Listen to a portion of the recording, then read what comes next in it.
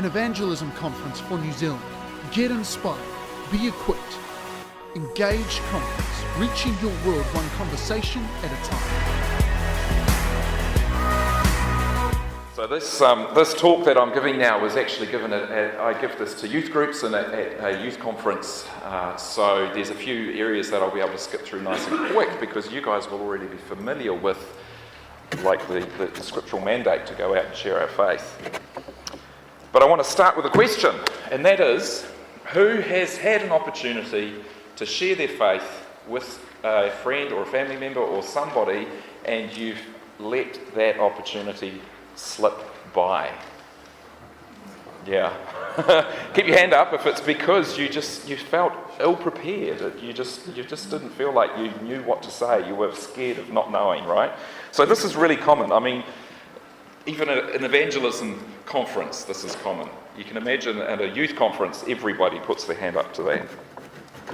But we want to share our faith, right? We want people to know the amazing grace of God. We want people to know Jesus. And today I want to equip you with two questions that you can use to overcome that fear and to make sure that you never let another opportunity slip by. No matter how unprepared you are, these questions can help you be more confident. No, unfortunately, I got... Sorry, there's 30 copies, so if there's any spares. Email me if you want a copy, that's fine. So my name is Rodney Lake and I'm the National Director of Thinking Matters. Thinking Matters is an apologetics ministry which is really about equipping the church with confident reasons for why we believe what we believe. We want to equip Christians, we want to encourage people to go out and share their faith, and we want to engage the culture and engage the worldviews that are out there and help people to see some of the faulty thinking in some of those worldviews. And we do this in three ways. We run events, so seminars, events, training events. We're available. We have speakers available for your church and youth group. We do resources. We've obviously got a resource desk over there. We have a lot of online resources as well that we'd like to point people to, and we run a website where we have regular blogs. And just a quick plug, we have a new resource that is from Olive Tree Media based in Australia called Jesus the Game Changer. It's a 10-part DVD, small group DVD resource, and it examines the way the teachings and life of Jesus impacted and shaped Western culture as we know it. So things like equality for all, the equality for women, servant leadership, education, hospitals, all of these things have come out of a Christian worldview, and it examines that.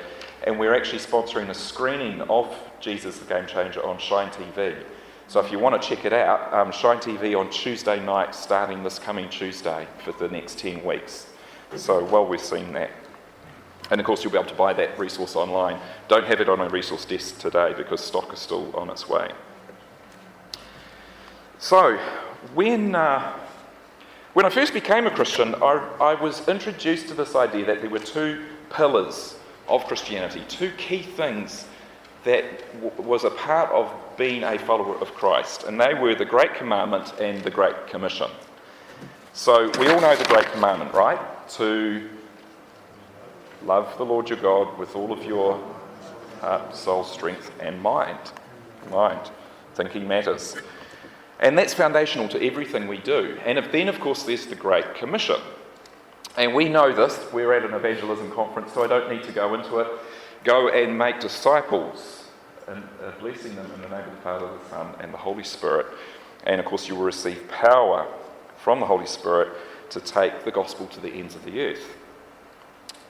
Then I say to the kids that when I'm presenting this, I say, I want to do a quick survey. I want you to think about how you feel about going out and having conversations about God, evangelizing. How does it make you feel? Does it A, get you so excited you just about wet yourself? Does it B, you're sort of hesitant and nervous? You're up for it, but it doesn't come naturally. Or C, you would rather be beaten and burnt, and you're breaking out in a cold sweat right now with us even talking about it. And then I get them to raise their hand. So let's do this at an evangelism conference. Who here is an A? Who gets so excited, right? There's a few, right? And we need you. We really need you guys. Who's a B? Even at an evangelism conference, most of you are B. I'm a B. Is there somewhere in between? Right, it doesn't come naturally. I am nervous too. I mean, I'm an evangelist and an apologist, and I say to the kids, that doesn't mean that I go around telling people about Jesus and apologising for doing it. But even I'm a B. It makes me nervous. It doesn't come naturally. I have to force myself out of my comfort zone to do this. And then, of course, who's a C? Is anyone at an evangelism conference and they're a C? Oh, that's encouraging. There we go. You'd rather be beaten and burned. Right, and then I say, tell me some reasons why, and they share, and there's always, they don't know what to say, they don't feel like they have enough knowledge, they're afraid of making a fool of themselves, they're afraid to be different, they might feel that they've been challenged with something that challenges their own faith, that actually brings questions for them. They don't want to get into an argument or damage relationships, they're afraid of misrepresenting God. They're afraid of getting things wrong and messing up. They're afraid of objections that they can't answer. And these are the common sorts of excuses, and you will be able to relate to some of those yourself. And these are all the same reasons why I also get nervous, why I struggle. And I tell them, I say, having these fears isn't a problem. These are perfectly normal things to feel. But it's a problem when these fears paralyse you into inaction. And it's just so important that we don't let these fears stop us from sharing the good news that Jesus has for all of us, right? The enemy wants our light to be hidden away. So we have to make sure that we don't stop having these conversations.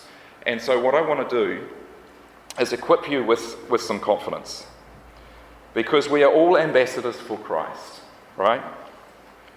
An ambassador is somebody who's sent off to a foreign land to represent their home, their one true land, their one true king.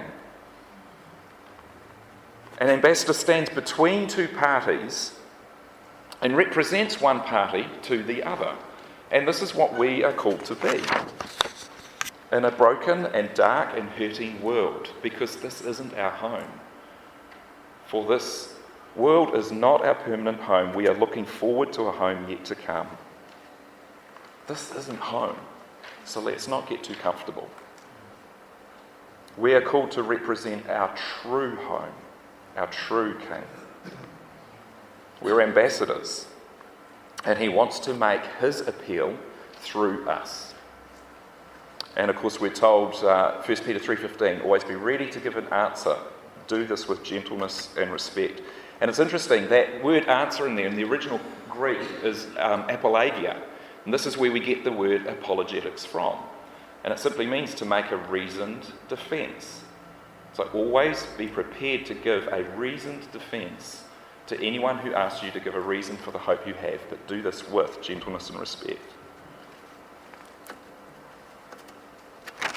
And then Colossians 5. Walk in wisdom towards outsiders, making the best use of the time. Let your speech always be gracious, seasoned with salt, so that you may know how you ought to answer each person. And just as a good cook is regularly tasting a meal as they are cooking, knowing just the right amount of salt, the right amount of seasoning to put into that meal, we too are required to judge each conversation, to judge just the right amount of truth, just the right amount of grace, just the right amount of love for that conversation and that situation, for that relationship at that time for that person. So that our speech becomes seasoned with just the right amount of salt. Because we don't want people to accept our arguments, we want people to accept Christ. And note what Paul doesn't say in this verse at the very end. He doesn't say, know how you ought to answer each objection, how to answer each argument, how to answer each issue, right? It's how to answer each person. Because behind every question is a questioner. And for those of you who love apologetics like me, it's really important. We're not in the business of answering objections and answering issues. We're in the people business. And questions don't need answers, people do. And like I said in my seminar yesterday, Jesus didn't say, "Come and follow me and I will make you winners of arguments." He will make us winners of souls, fishers of men. So, do we need to close the deal in every conversation that we have? Should every conversation reach the foot of the cross? No. If you're going to have a conversation about God, shouldn't you tell them about Jesus?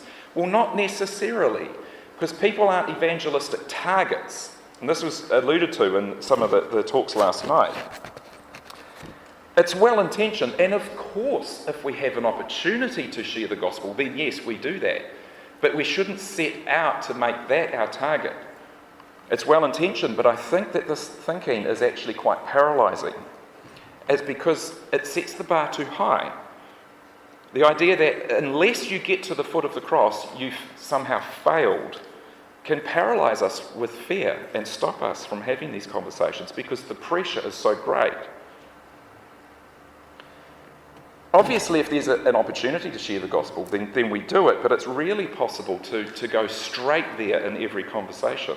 And instead we have to build relationships, we have to build trust, we have to dismantle faulty thinking. And this is what apologetics does. Think of it this way. If we have a continuum from A to Z, where A is completely hostile atheist, and then along a little bit further is more, they're just sceptical, and then they're sort of agnostic right along to somebody whose faith is fully in Christ. Everyone is going to be somewhere on that continuum, somewhere on that line.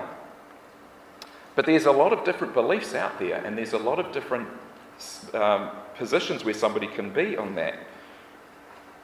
Is it our job to move somebody to Z in every conversation?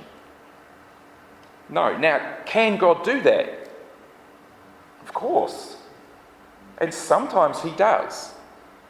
But think about it. Is it normal for somebody to completely abandon their entire system of religious worldview in a single conversation? People just don't do that, do they? It takes time to dismantle faulty thinking, and it takes time to disciple them into right thinking about God. So if I have a friend who's on an A and I move them to a B in a conversation, have I done my job? Yeah, that's progress, right? And then from a B to a C, each time I have a conversation, I'm moving them closer to God, and so I'm being faithful. So let's keep our expectations realistic. I think a much more modest goal is to think of it this way. Put a stone in their shoe. If you've got a stone in your shoe, right, your walk is really uncomfortable. You don't forget that stone is in your shoe. So I think our job, our goal, rather than thinking we have to share the gospel in every conversation, is simply to give people something to think about that makes their walk without God that much more uncomfortable. And if we can achieve that in every conversation, then we're bringing people closer to God and closer to the truth. And it just takes the pressure off. But how do we do this? How do we put a stone in someone's shoe? How are we to be persuasive with the truth? How are we to dignify people in their questions, their challenges? How do we understand them and where they're coming from so that our speech is seasoned with salt? You know how Jesus did it? He used questions. Do you know there's 284 recorded questions in the four Gospels that Jesus asked in his ministry? These are just the ones we know about it, the ones that are documented. But clearly, Jesus used questions a lot in his ministry. So tell me, why do you think questions are so powerful? Give me some thinking here. Why are questions powerful? Yeah? You're actually opening up dialogue, giving them the respect and the opportunity so you can listen. Yeah. Yep. You're respecting them, opening dialogue, disarms conflict. That's good. Yeah. Questions are a learning tool. What, sorry? Questions help people to learn. To learn, learning tool. You're valuing what they have to say, yeah. I think you often feel like Yeah. We don't get listened to. So questions are, yeah. Just a question about the figures on the wall. Did the number of questions the same question if he asked a question in Matthew and Mark? I don't know. Quite possibly. I don't know actually. I'm not sure. I should actually quote the source of that. There is. I did get that from a source, but yeah, that's a good question. I don't know that. Yeah. I'm not sure if someone's already said this, but you're learning where they're at. Yes. Yeah, that's right. You're learning where they're at, which is dignifying, isn't it? It's for them. Yeah. So let me step through. You guys have covered a lot of these already, but why questions are important. Let's look at 7 reasons. Number 1, they're interactive. They allow two-way communication, right? After all, good communication is founded on this really simple principle: listen more than you speak. Right? Who's a grandfather? Your granddad's here? Right, here's some advice for you to give your grandkids. God's given you 2 ears and 1 mouth, so you should speak half as much as you listen. Right, that's some granddad advice. That's the sort of thing that my granddad would tell me.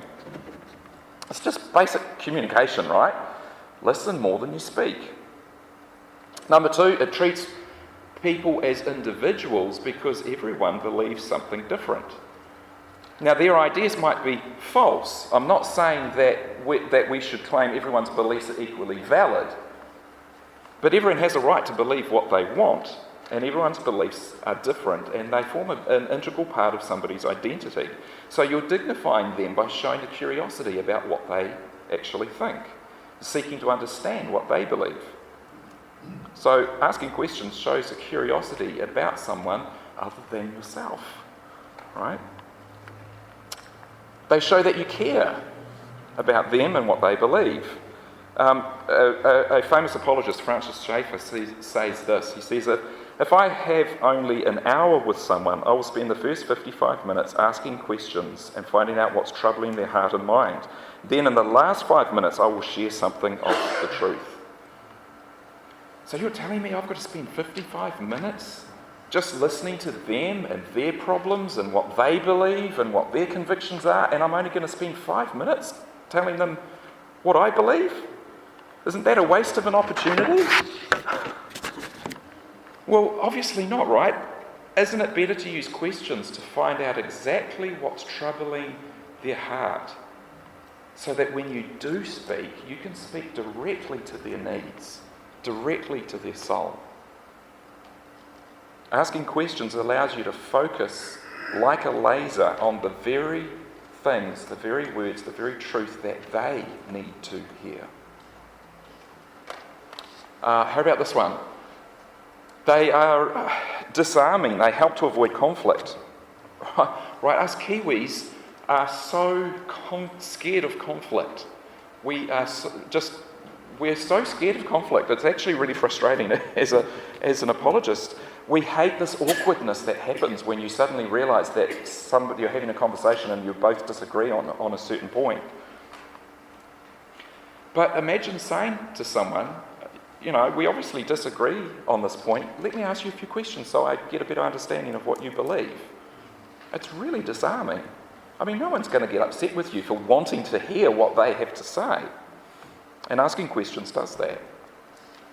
It clarifies their beliefs so that you don't misrepresent their view. You Christians are anti-science. You don't believe in evolution, and science is a threat because it shows that God doesn't exist. So of course you're all anti-science. What have I just done? I've misrepresented our view of science. We're not anti-science. Science is an amazing tool for understanding God's glory in His creation. If we want to have productive conversations with people, then we must not misrepresent their views. It just shows an unwillingness to understand what someone actually believes. By attacking a view that they don't even hold, we just come across as ignorant and often even arrogant. Now, another example, this one's from the Christian side. I've often heard Christians claim that evolutionists believe we all came from monkeys. Oh, you evolutionists, you think we all came from monkeys. I'm sorry, but I don't know a single person who believes in the theory of evolution that would say we all came from monkeys. What they do believe is that humans and monkeys came from a common ancestor, but none of them think we came from monkeys. Now, you might think this is just a minor point, I'm just nitpicking. But think about this. If somebody knows a lot about evolution and you make a claim that they don't even believe, all you're doing is making yourself look ignorant about the very issue that's in question. And from there, why should they take your view seriously if you can't even represent what they believe accurately?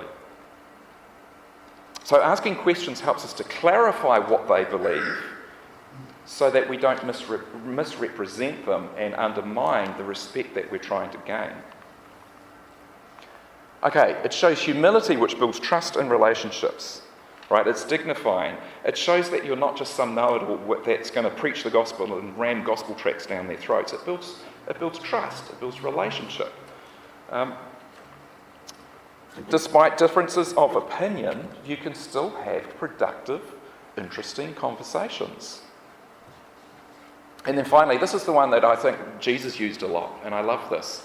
It makes your point without you needing to state your case. I love this quote. A person can close his ears to the facts he doesn't want to hear, but if a pointed question causes him to form the answer in his own mind, he cannot escape the conclusion because it's a conclusion he reached himself. And this is what asking questions does. It's a powerful way to get people to question their own firmly held beliefs, so that they start to see the truth on their own without you even pointing it out to them. And Jesus knew this, and he used this really effectively. So like Jesus, we need to get into the habit of asking questions instead of making statements when we're having God conversations.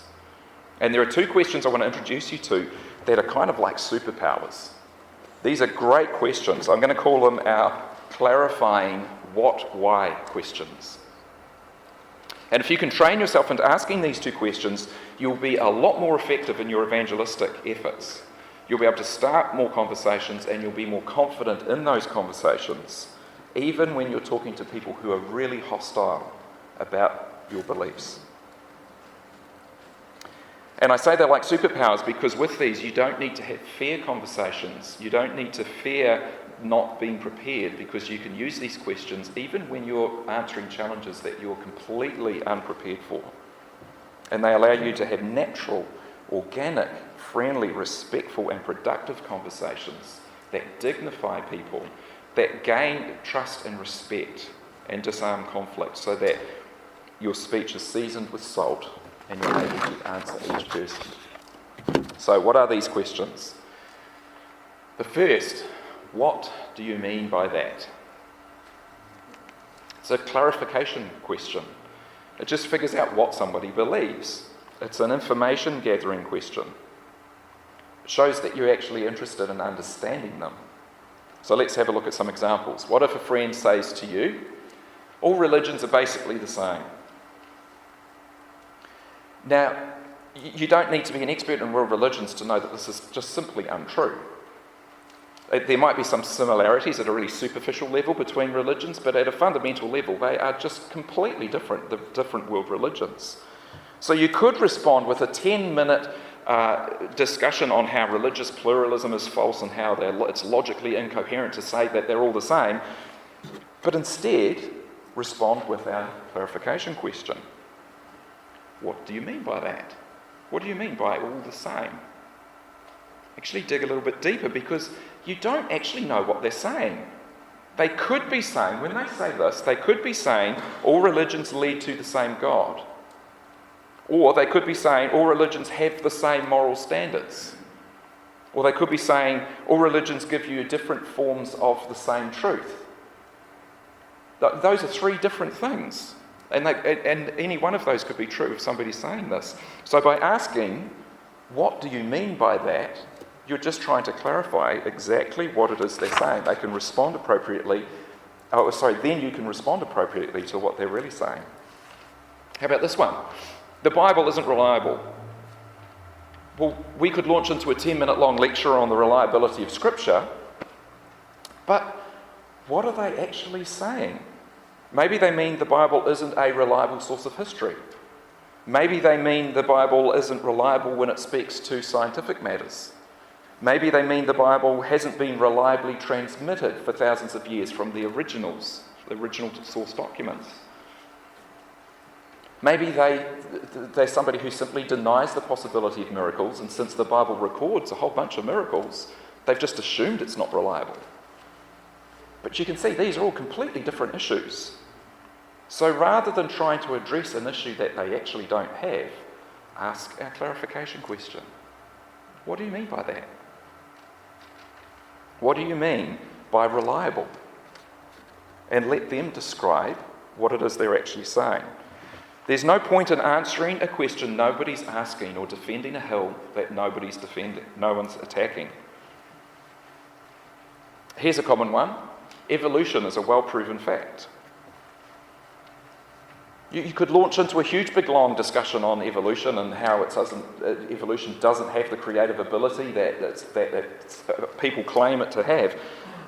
But you need to say, hang on, what do you mean by evolution? Because there's so many different aspects to this discussion. Again, don't defend a hill no one's attacking. What about this one? Don't Christians think homosexuality is a sin? What should you ask? What do you mean by that? What do you mean by sin? There's a lot of different ways people can think about that issue.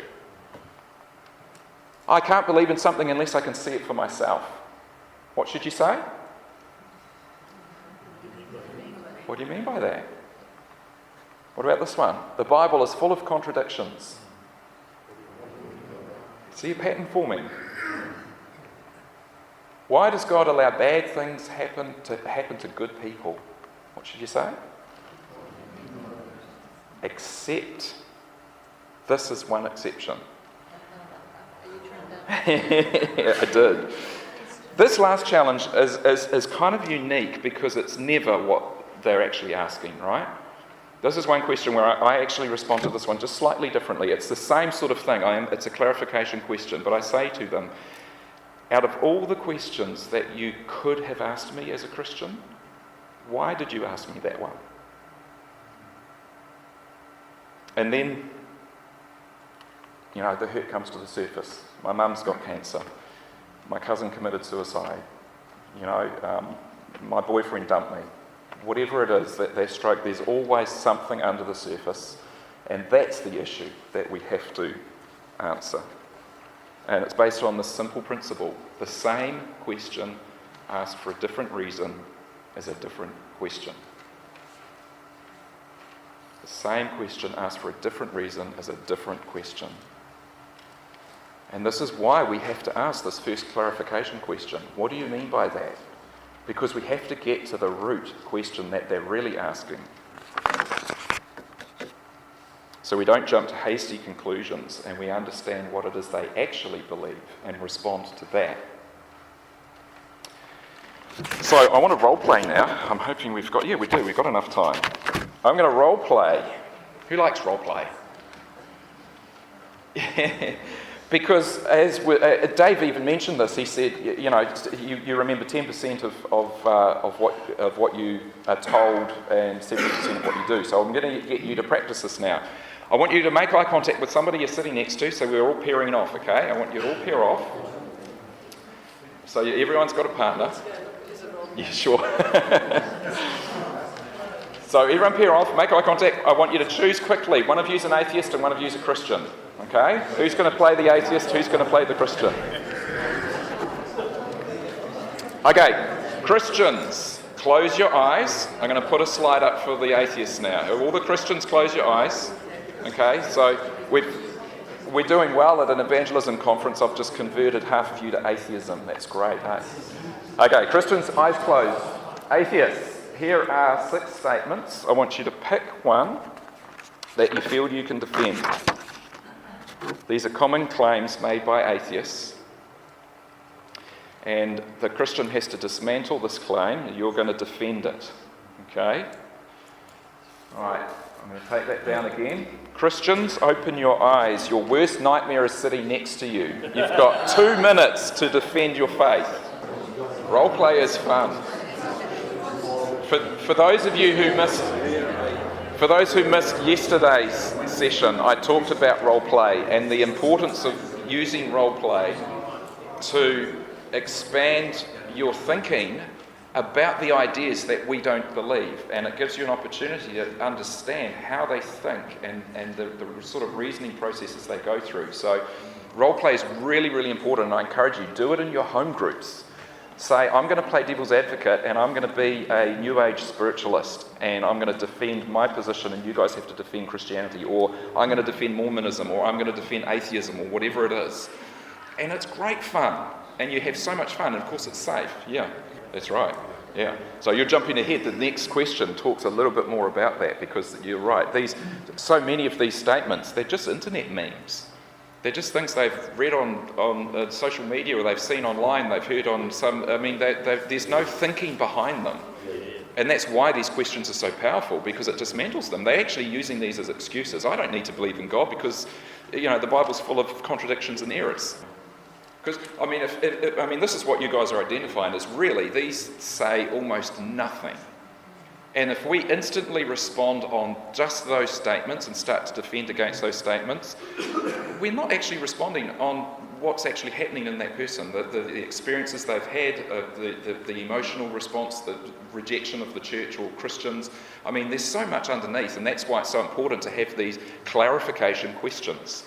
Yes, the next question goes deeper. So I'll move on to that. So I was going to say, this question is so important that you should burn it into your brain, use it in every opportunity you can, not just with unbelievers.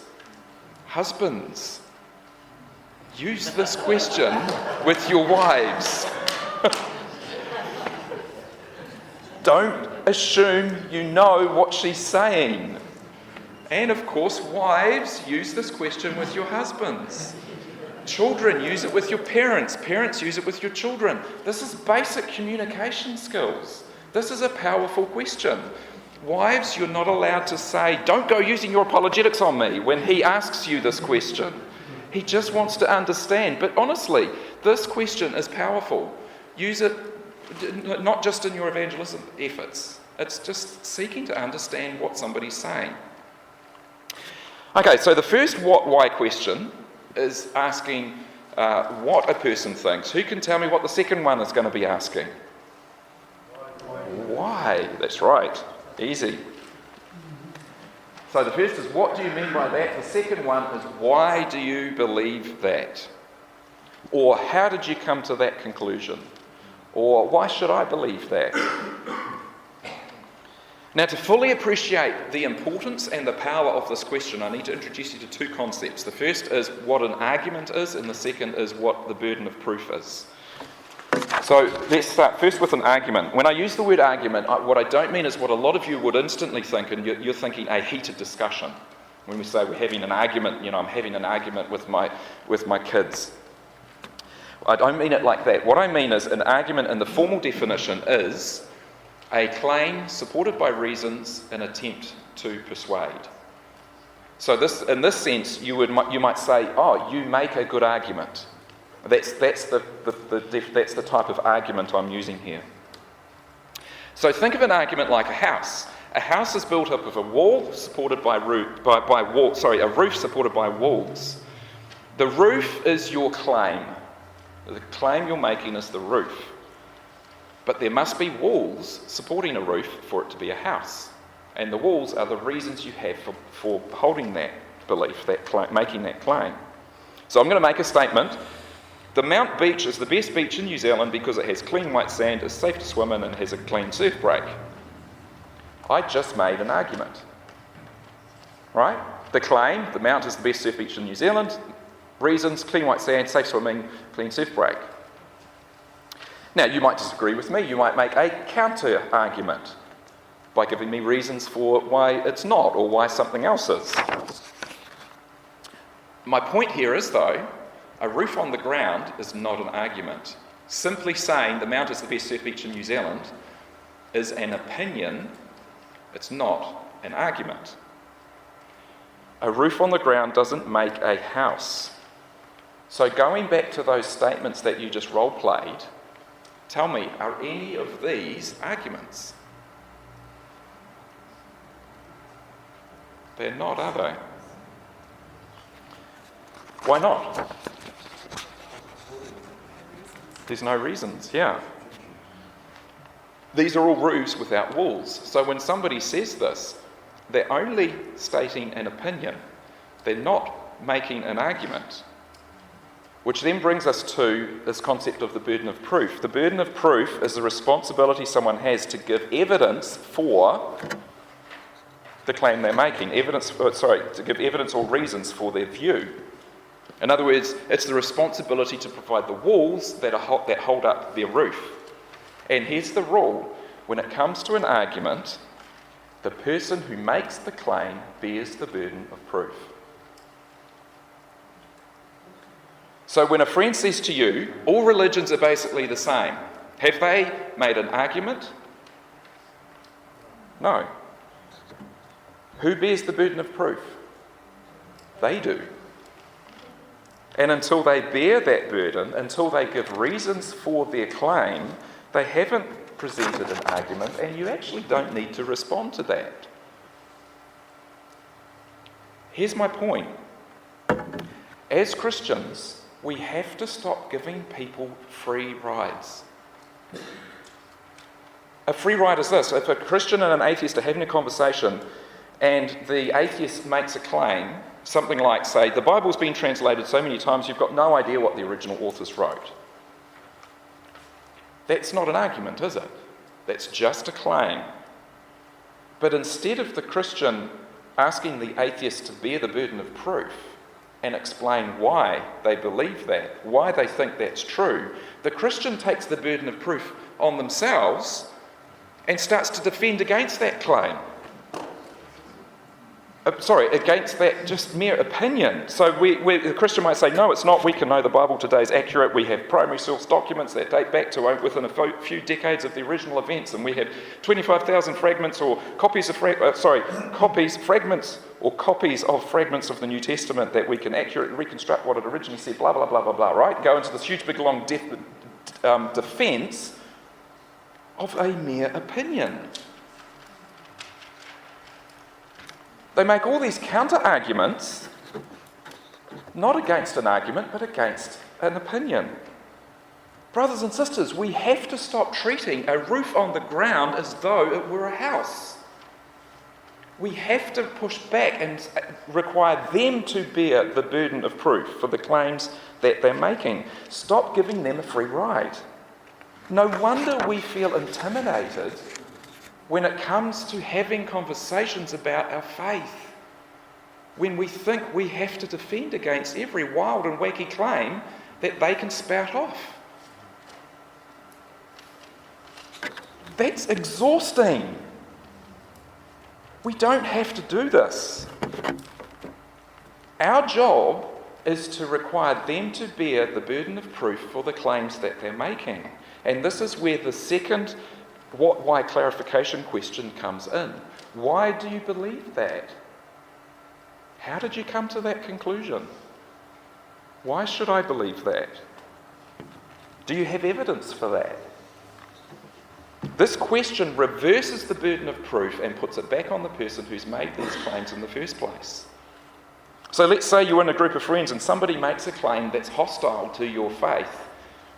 Do you just sort of shrink away and hope someone changes the subject? Or you could ask a question. What's the first question? What do you mean by that? Which helps explain, draws them out, makes them explain what it is they're actually saying, right? Then you use your second question, which is, why do you believe that? No, you're forgetting the gentleness and respect part of 1 Peter 3:15. Congratulations, you're now having a gracious and respectful conversation about God or morality or Jesus or homosexuality or abortion or any one of these topics that we were too afraid to talk about before. Isn't it actually just giving them a platform to spout their rubbish?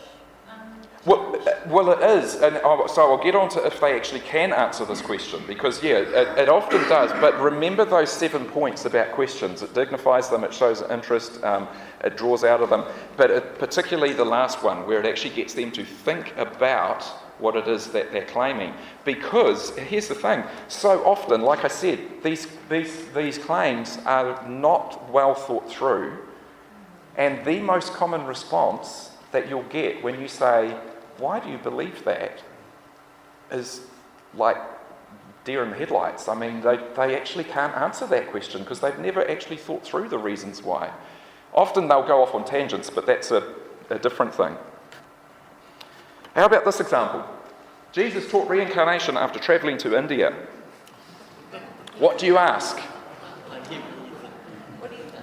Why do you believe that? Right? This is a roof on the ground, it's not a house. So you don't need to be an expert in ancient Indian history or ancient Middle Eastern history to try and dismantle this challenge. In fact, you don't even have to have ever heard of the challenge before. Who's never heard this? Yeah, this is an idea that's out there that has absolutely no grounding whatsoever. So you don't even need to have ever heard a challenge to still use your clarification questions to open up gracious, useful, fruitful discussions. You can be completely unprepared. What about this? The universe came into existence from nothing. What's your second question? Why do you believe that? Every living thing came from a single-celled life form. Why do you believe that? You Christians are bigoted homophobes. Why do you? So at what stage do we come down? Yeah, okay, so anyway, this is making your job easy. I was going to role play, but I reckon we'll save that to the end. So what was the question over there? What happens if they have, so this was the same question you asked, what happens when they have reasons? Well, this is about, particularly that last one, if they have that claim, they'll have reasons. And then you do get into conversation. These questions are about opening up conversations and just giving you a platform from which you don't have to feel nervous about having these conversations. But it still comes down to a two-way discussion of ideas. And of course you do defend the idea that there's a difference between a person who we love and the behaviour that they might engage in, things like that. So apologetics still isn't clean and tidy, and these questions don't make it clean and tidy, but they are to open that up. But, like I said, don't be surprised if you're met with a blank stare, right? Often, particularly the really hostile atheists, the ones that they have all the sound bites and they'll churn out all of these things, they haven't actually thought through, and they can be taken off guard when you say, "Why do you believe that?" And in fact, sometimes you'll get, I was reading this thing on the internet, and you're like, really? You believe everything you read on the internet? But that's all they've got. They've just read it somewhere. Because they're memes. These ideas that come off the internet that are easy, they sound truthy and they just spout them off, but they can't defend them. Sorry? Yeah, isn't there room for returning with a question that says, somebody comes right at you, you can say, have you been hurt by? Can I just ask a question? Has someone in the Christian church hurt you in the past? In a sense, that is actually that's a different variation of the second. Why do you believe that? You're assuming that they've been hurt. Why do you believe that's probably broader, wider open? Saying, have you been hurt by somebody? Is again, this is a question that draws them out. It builds respect, it builds trust, it dignifies them, it treats them as an individual who have their own beliefs and their own experiences, and we're wanting to have a relationship with them. So absolutely, perfectly valid question to ask. And this is just a starting point. So, yeah. But what happens if they can answer this question? What happens if they come back with really solid reasons and you are completely unprepared and you have no idea what to say? So you ask, why do you believe that? They come back with good reasons. There are 3 words that we must never be afraid to use. I don't know. There is nothing wrong with being unable to answer a challenge to your faith. There is nothing wrong with being unprepared when you're faced with a challenge you've never heard before. Don't let not having the answers, not being prepared, stop you from engaging. Because there's nothing wrong with saying, actually, I don't know. And in fact, saying these words is a fantastic opportunity. It's an opportunity that we should always be prepared to take. And here's why. There's 3 reasons. Number 1, it shows humility. And this builds respect. It builds trust. There is nothing wrong, nothing worse than somebody who gets painted into a corner, who goes all feral, defending their views to the death, right? Let's not be Donald Trump. Let's concede a good point when they have a good point. You're not being unfaithful to your Christian convictions by saying, hey, you've got a good point. It's being humble. And saying, I don't know, builds a tremendous amount of respect, especially with those that are really hostile. They are used to Christians being hostile back and having this head banging. When you actually say, hey, that's a good point, I haven't heard that before, it builds respect, it builds trust, it builds relationship. And this is what discipling is about, right? You have a point? I was just going to express a thought that commendation is better than condemnation. Commendation, And yeah. to commend a person with a good question and to humbly say, I've never been asked that. Yeah. It even gives opportunity. You might be able to say, could I get back to you on that? Yeah. Well, there's my second point. You've seen my notes. Number 2, it opens up an opportunity for a future conversation. Don't just say, I don't know. Say, I don't know. Do you mind if I go away and do a bit of research and we can talk about this another time? And they say, sure. And what you've just done is you've opened up an opportunity to come back and have another God conversation with this person. And then a week later, you go back and you say, hey, you know that thing we were talking about last week? Well, I went away and it turns out, or I went to this really great Engage conference and I took the Apologetics track and I heard all this really great teaching, and guess what? You know? And on a tangent now, when it comes to the homosexuality issue, we've got a little resource, a little book, Ambassador's Guide to Understanding Homosexuality, written by Alan Schliemann, who we just had out earlier this year. It's a fantastic resource. It's just everyone who reads that book goes, man, I just learnt so much. So that's a really good little resource. Check that out. If homosexuality is something that you're dealing with, and so what I mean by having friends and family, church members, people you know, so many of us know somebody who's struggling with same-sex attraction or is actually fully engaged in a homosexual lifestyle. And if you're wanting to understand that better and how Christians should respond to that, this booklet is absolutely fantastic. So that's on our resource desk. So it opens up future conversations. And then finally, it motivates you, right? There is no greater motivator to getting you studying than being caught unprepared. And in fact, who's here today? Who's at this conference? And at least it's to some degree because you've had a conversation go bad and you haven't been prepared, right? This is, it's common. We've all experienced that. And there is no greater motivator. In fact, this is what I said in my seminar yesterday. You don't know you need a belt until your pants fall down. And when you're caught off guard and you have to humbly say, hey, you've got a good point. I don't know how to respond to that. It's a motivator. So when I said there's nothing wrong with being unprepared to answer a challenge, what I really meant was there's nothing wrong with being unprepared to meet a challenge the first time. But don't be unprepared the next time. Use it as a motivator to go away and do some study. And there is so much fantastic material online. So don't be afraid of being caught out in these I don't know moments. It's a good opportunity to build trust, open future conversations, and motivate you to study. Well, this is my very last point, right? So a quick recap. What do you mean by that? Why do you believe that? You've got your notes, so there's your 7 reasons why questions are important.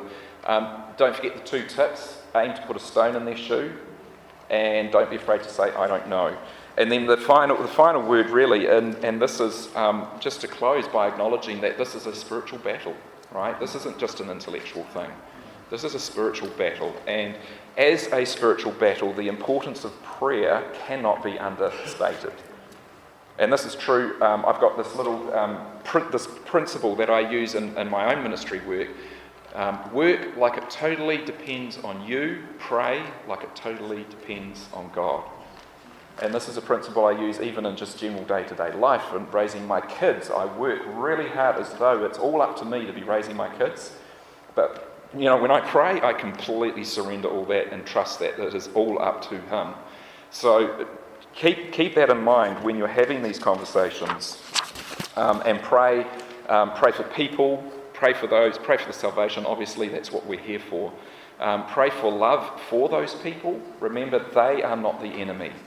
It's the ideas that have taken them captive that are the enemy. They are victims. So no matter how much they ridicule you and persecute you, we still need to pray that God will fill our hearts with the love He has for them.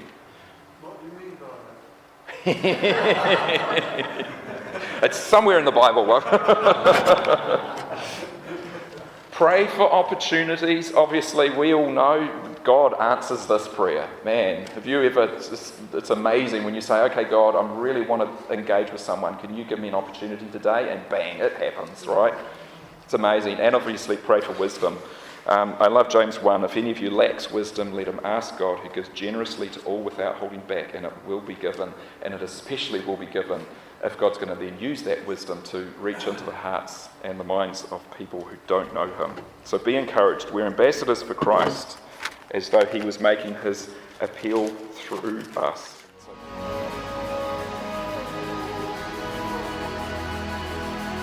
An evangelism conference for New Zealand.